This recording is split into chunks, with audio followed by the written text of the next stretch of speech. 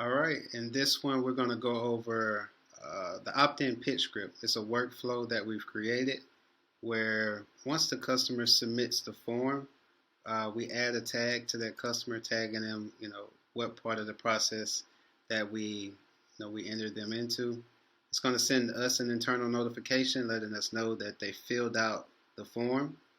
Then it's going to update the opportunity. They will get an email from us.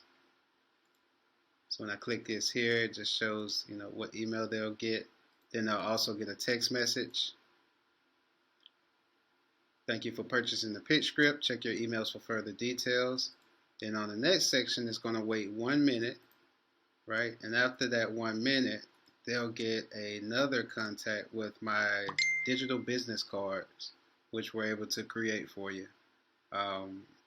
And then once that's done, that's pretty much the complete of the workflow. And this is the form. This is the one-page funnel form that we clicked out to collect their information.